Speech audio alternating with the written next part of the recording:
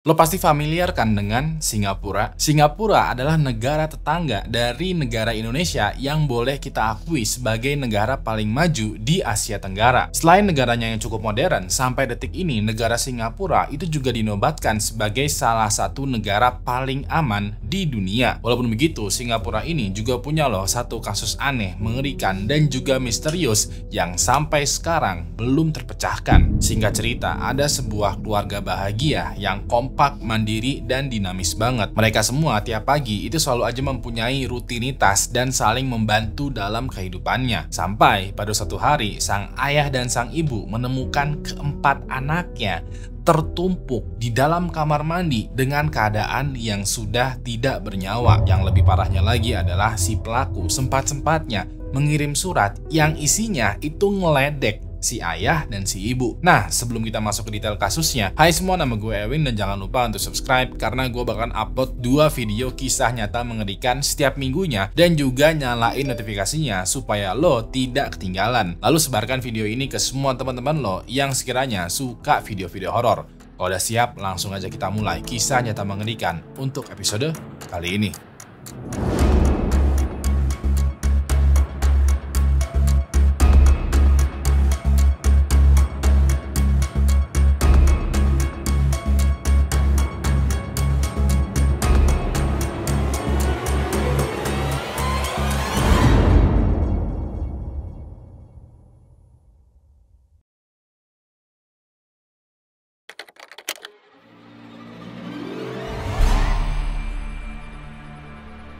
Pada tahun 1970-an, ada sebuah keluarga sederhana yang tinggal di komplek apartemen di daerah Geylang Bahru, Singapura. Keluarga ini terdiri dari seorang ayah bernama Bapak Tan Kuen Chang, seorang ibu bernama Ibu Lei Mei Ying, dan keempat anaknya. Empat anaknya ini yang paling tua itu berumur 10 tahun dan yang paling muda itu berumur 5 tahun. Sekedar background informasi ya, jadi pada tahun 1970-an ini, orang-orang di masa itu, terutama orang-orang di Asia, itu masih menganut prinsip banyak anak, banyak rezeki. Nah, pada saat keluarga Tan bermigrasi dari Cina menuju ke Singapura, keluarganya ini itu walaupun udah punya 4 orang anak, rencananya mereka ingin menambah anak lagi. Tapi dikarenakan tahun-tahun tersebut Singapura kayak melancarkan program keluarga berencana atau pembatasan anak ya, Ibu Lei Mei berkewajiban untuk melakukan sterilisasi agar dia tidak bisa hamil lagi. Ya udah deh, demi mentaati peraturan pemerintah, Bapak Tan dan Ibu Li Mei akhirnya mesti mengurungkan niat mereka untuk menambah anak. Meskipun Bapak Tan dan Ibu Li Mei ini udah punya banyak anak ya, keluarganya mereka dikenal sebagai cukup harmonis, kompak, disiplin, dan juga pekerja keras. Diketahui Bapak Tan dan Ibu Li Mei ini bekerja sebagai pengendara mobil minibus. Mereka kayak menyediakan jasa layanan antar jemput anak sekolah. Bisa dibilang mereka berdua ini bekerja sebagai seorang driver dan juga kondektur. Nah, walaupun mereka hanya bekerja sebagai seorang driver dan kondektur, mereka itu mampu loh menyekolahkan anak mereka itu di sekolah yang berkualitas di Singapura. Selain itu juga, Bapak Tan ini dikenal sebagai seorang sosok ayah yang selalu memberikan bekal disiplin dan moral baik kepada anak-anaknya. Hal ini dilakukan karena sekedar info atau rumor aja ya, komplek apartemen yang ditempatin keluarganya Bapak Tan dan Ibu Li Mei ini bisa dibilang sangat tidak kids friendly. Rumornya ya, komplek apartemen yang ada di Geylang itu terkenal sebagai kawasan prot-prot paling besar di Singapura. Jadinya Bapak Tan itu berpikir, wah udah mah kita pendatang, dapat tempat tinggal yang tidak kids friendly, ini wajib banget nih untuk mendidik anak secara moral, disiplin yang kuat supaya tidak terpengaruh hal-hal yang aneh. Lalu dikarenakan Bapak Tan dan Ibu Li Mei mempunyai pekerjaan yang cukup banyak menyita waktu, mereka berdua juga membekali anak-anaknya dengan kemandirian. Jadi anak tertua dan anak kedua itu kayak diberikan tugas untuk menjaga adik-adiknya dan mengerjakan beberapa tugas rumah. Anak ketiga dan keempat itu kayak diperbolehkan untuk bermain, tapi tidak boleh berantakin. Selain pekerjaan rumah, anak-anak dari Bapak Tan dan Ibu Li Mei sejak kecil itu udah kayak dikasih pengetahuan soal mengurus diri sendiri. Mereka kayak udah diajarin tuh bagaimana caranya mengatur jam tidur, jam bangun, mandi, beresin tempat tidur, nyuci baju, nyiapin baju, sarapan, bahkan juga sampai siang dan kegiatan sorenya,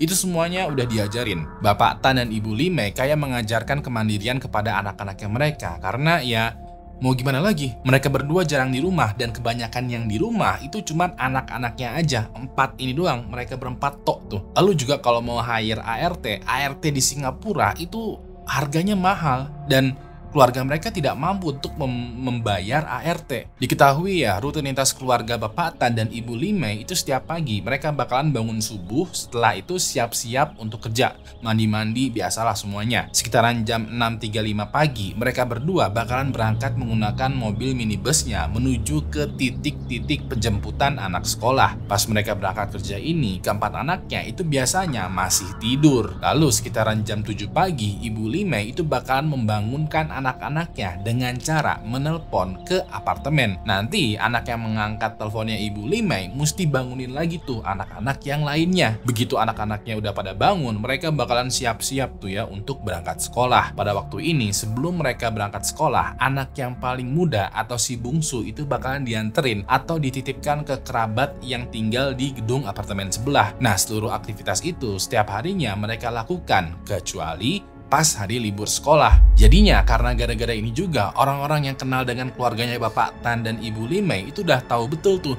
jadwal keseharian mereka semua. Sampai ada satu kejadian yang membuat keluarga yang kompak ini hancur buyar semuanya.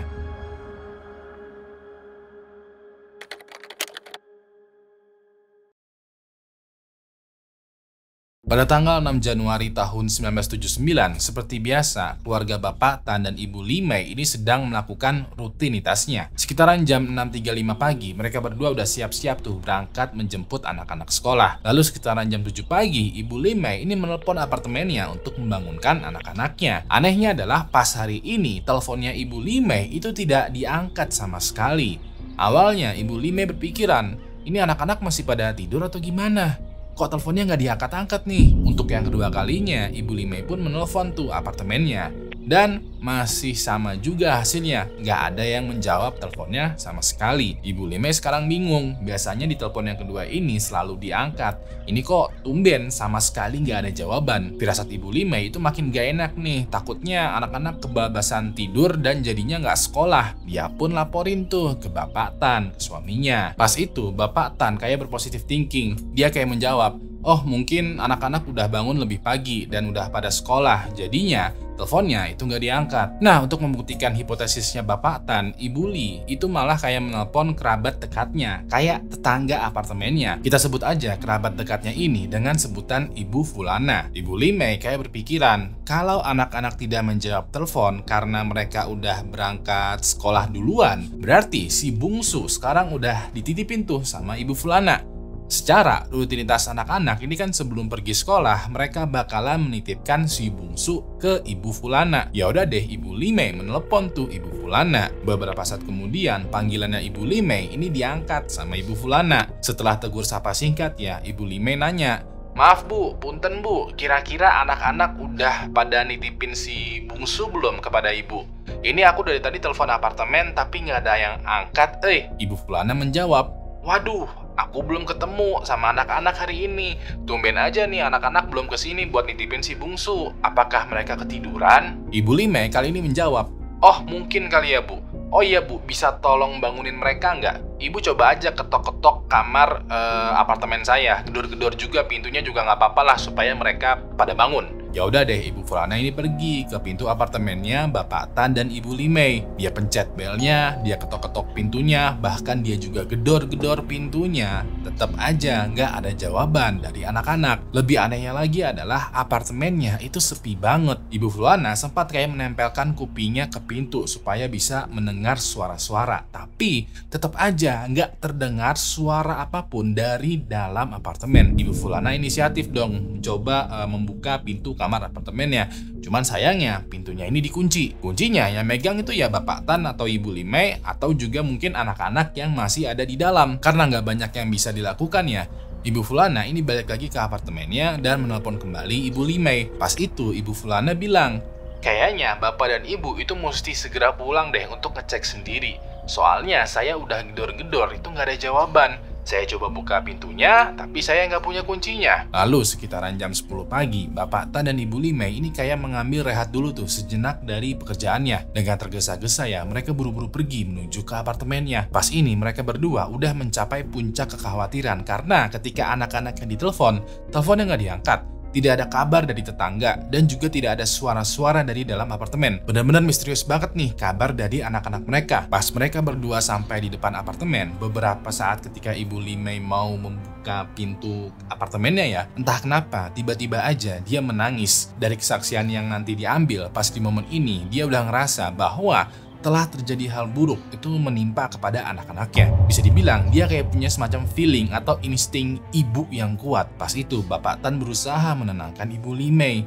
Begitu udah agak tenang ya, sekarang Bapak Tan yang ada di depan yang menjadi orang pertama yang masuk ke dalam apartemen. Begitu mereka berdua masuk, bener banget nih, suasananya itu sepi banget. Seperti yang lo tahu ya, anak kecil itu kan gak pernah bisa sepi. Satu anak kecil aja itu bisa ngebuat kondisi rumah jadi rame terus, apalagi 4. Selain itu juga, anak kecil kalau rame itu bisa dibilang sehat. Dan juga sebaliknya, anak kecil kalau sepi itu ada yang aneh nih. Bapak Tan dan Ibu Limei pas ini udah ngerasa aneh karena tumben ini keempat anak gua kok nggak ada suaranya sama sekali. Mereka pelan-pelan tuh cek ruang tamu dan kamar anak-anak dan ternyata kosong, gak ada penampakan mereka. Pas itu mereka pelan-pelan berjalan menuju ke kamar utama dan lagi-lagi kosong, gak ada mereka. Begitu mereka cek kamar mandi, begitu Bapak Tan membuka pintunya, kakinya dia langsung lemes. Dibarengin juga dengan jeritan tangisan histeris dari Ibu Limei. Pas itu yang mereka lihat adalah keempat anak mereka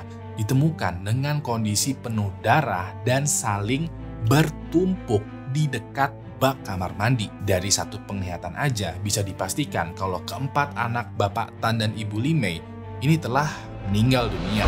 Gak lama kemudian, polisi pun berkumpul tuh di apartemennya Bapak Tan dan Ibu Limei. Mereka semua berusaha untuk mengolah TKP dengan cara sedetail mungkin. Dari hasil olah TKP ini, ada beberapa informasi yang mereka temukan. Pertama, tidak ada kerusakan di dalam ataupun di luar apartemen. Tidak ada pintu atau jendela yang dibuka paksa. Benar-benar masih rapih, perabotannya juga di dalam apartemen itu masih rapih, pintunya juga nggak ada yang rusak. Pokoknya masih sama seperti terakhir kali ditinggal. Lalu yang kedua, tidak ditemukan barang berharga yang hilang. Artinya besar kemungkinan pelaku itu secara sukarela masuk ke dalam apartemen. Nah, kalau tidak ada barang yang hilang, besar kemungkinan motifnya itu bukanlah perampokan ataupun pencurian. Dari dua hal ini, besar kemungkinan juga pelakunya adalah orang yang dikenal betul oleh anak-anak. Lalu yang ketiga, ini yang paling gak enak nih. Kondisi jenazah dari keempat anak-anak ini itu benar-benar tragis dan sadis. Mereka semua ditemukan dalam kondisi tertumpuk satu sama lain di pojok kamar mandi di dekat bak mandi. Berikut adalah hasil pemeriksaan lebih detailnya. Jadi anak tertua atau si sulung itu ditemukan dengan kondisi yang paling parah. Tangannya dia itu hampir putus dikarenakan terkena sayatan benda tajam. Di genggaman tangannya ditemukan beberapa helai rambut yang diduga rambut dari pelaku yang terambil ketika si sulung melakukan perlawanan. Sayangnya helai rambut ini tidak bisa diteliti lebih lanjut karena ilmu forensik pada tahun 70-an di Singapura itu belum begitu maju. Lalu di anak kedua ini di sekujur tangan, badan, mukanya itu penuh luka lebam. Dia seakan-akan kayak dipukulin secara brutal. Dari lukanya ini bisa diambil hipotesis besar kemungkinan mereka berdua melakukan perlawanan berat kepada pelakunya. Sementara anak ketiga dan anak keempat itu mengalami luka tusukan cukup dalam di bagian wajah. Nah, di seluruh keempat anak ini juga ditemukan sekitaran lebih dari 20 tusukan benda tajam, tapi agak beda-beda sedikit gitu lukanya. Besar dugaan lagi kalau pelakunya itu kayak menggunakan dua senjata, yaitu golok dan juga pisau kecil. Pada saat pemeriksaan ini ya, kepolisian itu rada bingung. Kayak kenapa keempat anak ini tuh mesti dibunuh secara brutal? Kayak dosa apa mereka? Apa yang keempat anak ini lakukan sampai-sampai mereka tuh berakhir tragis dibunuh? Selain korban dan juga motif, pertanyaan lain juga ikutan bermunculan. Jadi dari hasil otopsi dan juga berbagai macam hipotesis, anak-anak dari Bapak Tan dan Ibu Limei itu meninggal. Perkiraannya kurang lebih itu sekitaran jam 06.35 pagi sampai 07.10 pagi. Bisa dibilang ini adalah waktu yang sangat singkat, cuma 30 menit doang untuk melakukan aksi pembunuhan. Polisi kayak menduga bahwa pelaku dari kasus ini adalah orang yang tahu betul, kenal betul, sampai-sampai mereka tuh tahu jadwal rutin dari keluarga Bapak Tan dan Ibu Limei. Polisi juga menduga kalau kasus pembunuhan ini itu tuh dilakukan oleh dua orang. Dugaan ini bisa muncul karena dari kesaksian tetangganya tidak ada suara teriakan atau jeritan muncul dari kamar apartemen. Bahkan ya, dari kesaksian wanita lanjut usia yang bernama Ibu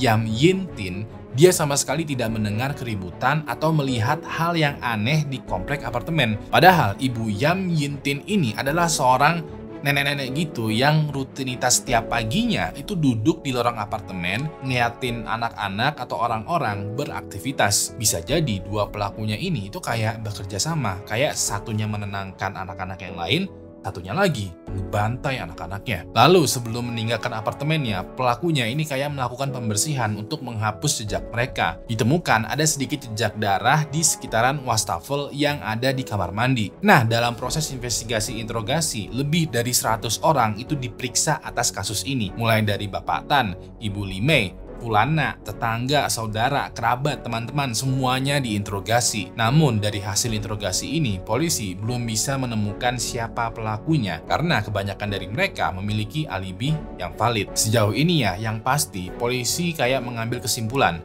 besar kemungkinan pelakunya adalah dua orang yang sudah dikenal dekat oleh anak-anak. Sampai Bapak Tan dan Ibu Limei itu kayak menemukan satu petunjuk yang menurut gua ini sadis dan juga merinding banget.